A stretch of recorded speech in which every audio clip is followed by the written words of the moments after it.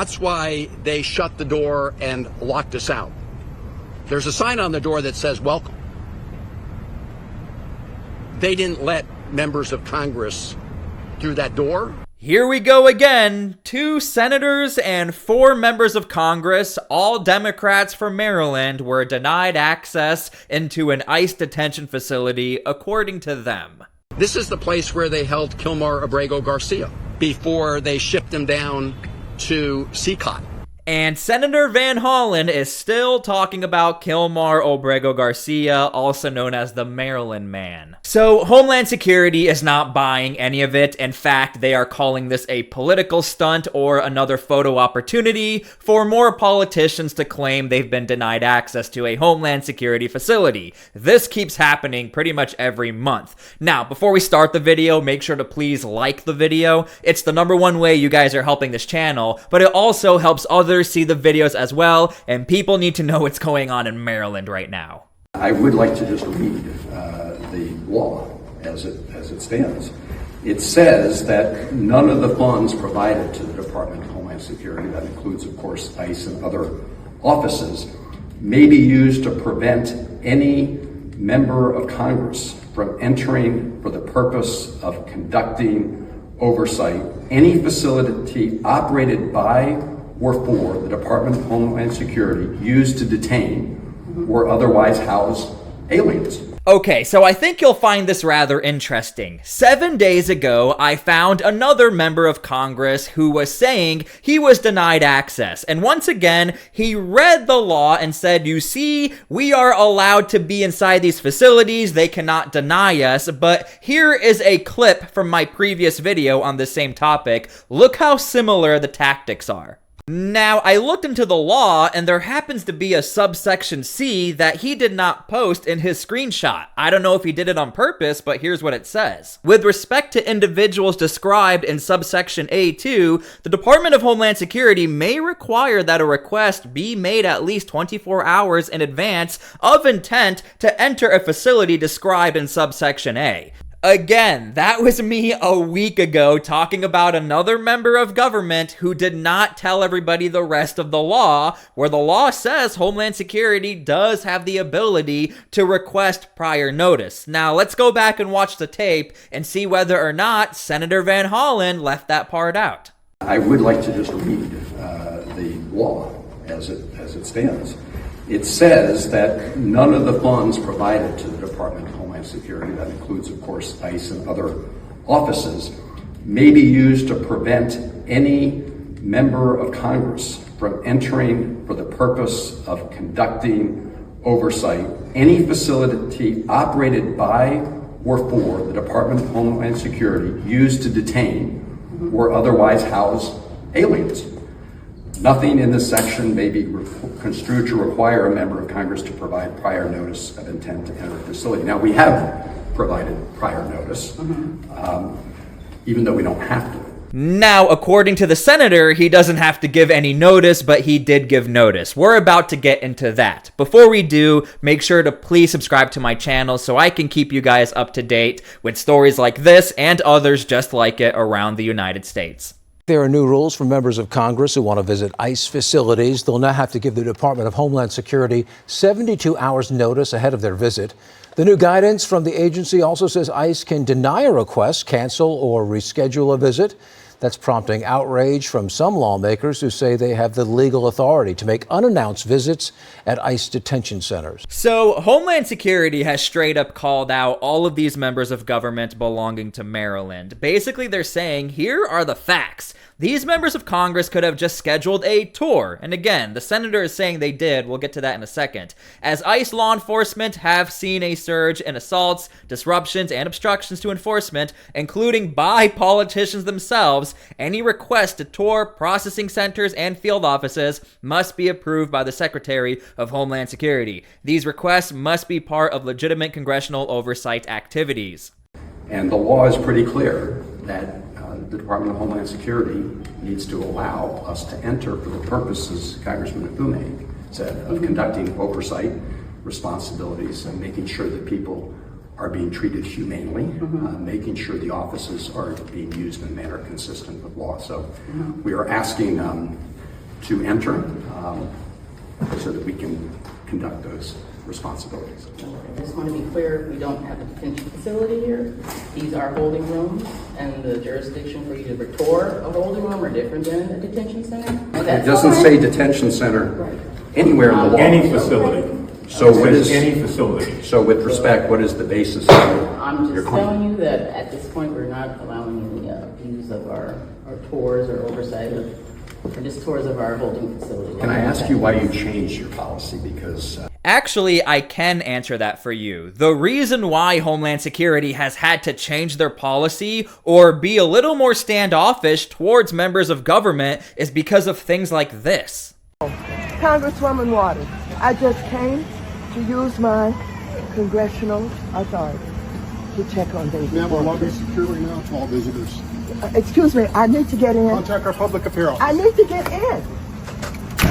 We have to remember the context. All of a sudden, we have these members of government who are claiming they're being denied access into these Homeland Security centers. However, deportation operations and these centers, they've always been around. So now to all of a sudden have all of these members of government want to do oversight unannounced, this was never the norm. And Homeland Security knows what's going on. They're getting sick and tired of it. There have been assaults. There's been obstruction by members of government towards Homeland Security. There's been no choice but to invoke a 72-hour prior notice rule. So I'm here in front of the Fallon Federal Building in Baltimore, and we just tried to go up and visit one of the ICE facilities in this building that is used essentially to house people who have been taken out of their neighborhoods in Maryland.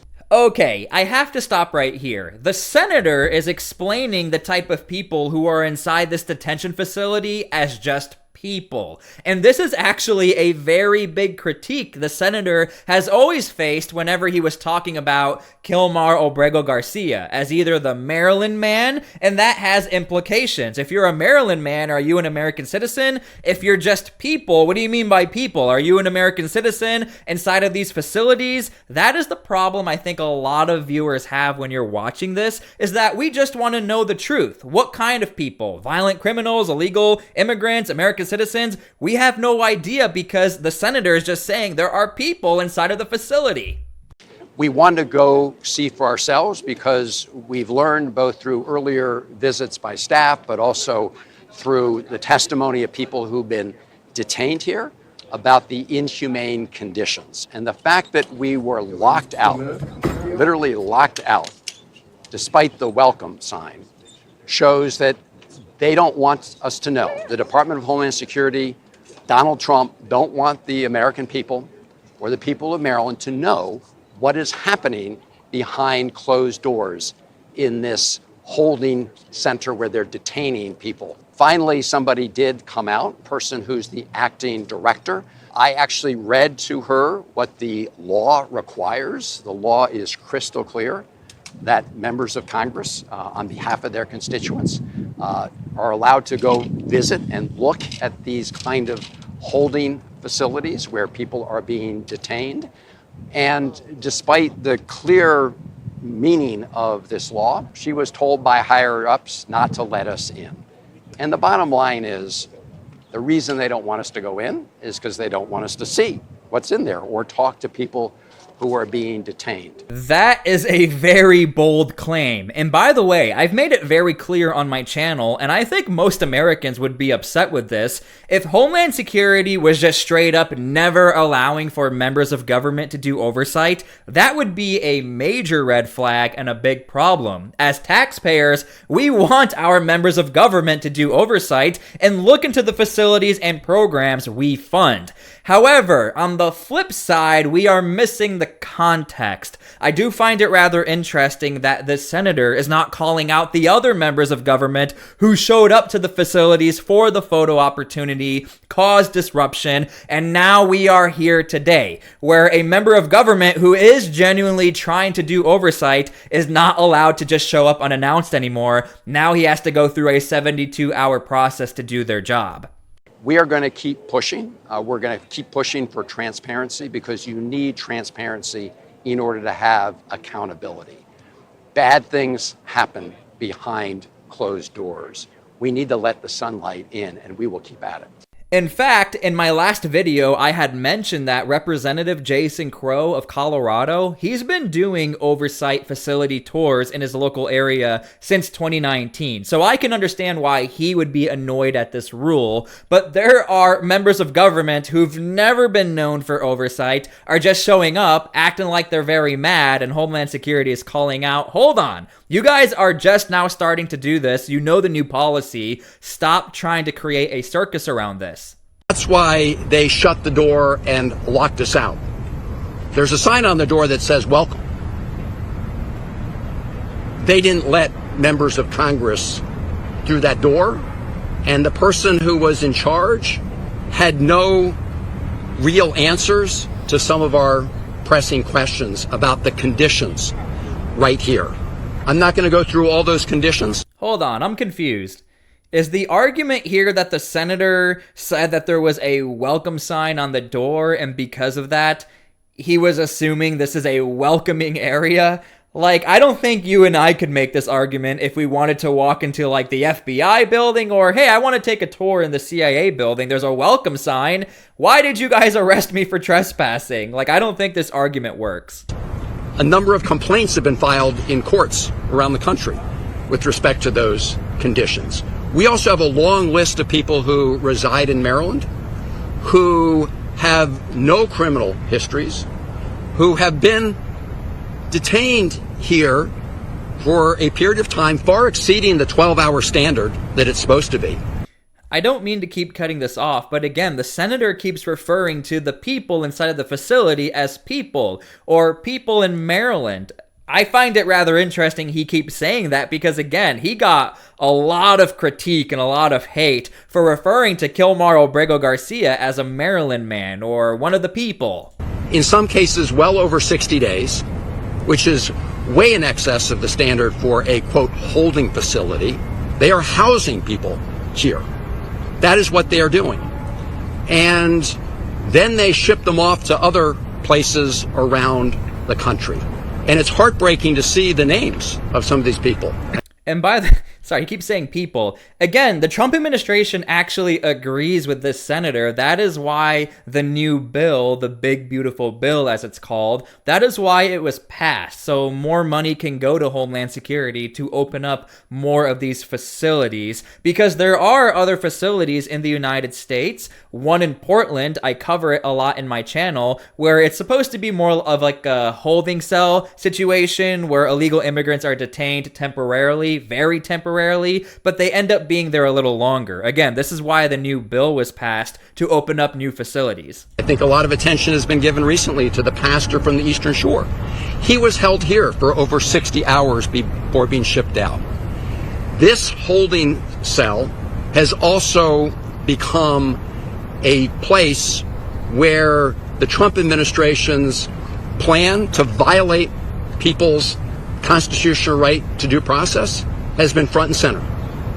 This is the place where they held Kilmar Obrego Garcia before they shipped him down to CICOT, the notorious prison in El Salvador.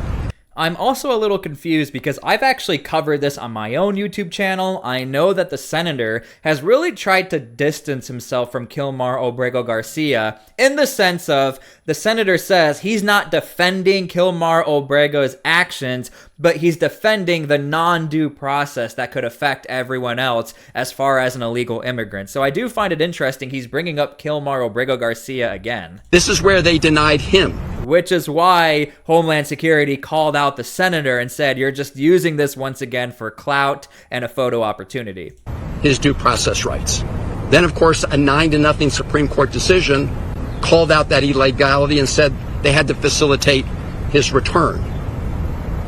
But this office, which we wanted to go see, has become a critical holding point for people who are being swept off the streets without due process, and people who do not have any kind of violent history and pose no threat to public safety. But The other thing I want to point out is it's not like these facilities have just popped up out of nowhere and all of a sudden these members of government, we're going to go tackle the problem. These offices have always been here. There have always been deportation operations since the Bush administration. Like every country in the world does this, but now all of a sudden in the United States, it seems as if like this has become a new problem when in reality, these offices have always been here. These have always been issues with a lot of these offices where they don't have enough money to properly function, which is why Homeland Security has been begging for more money, and now they got it. Here they're treated inhumanely.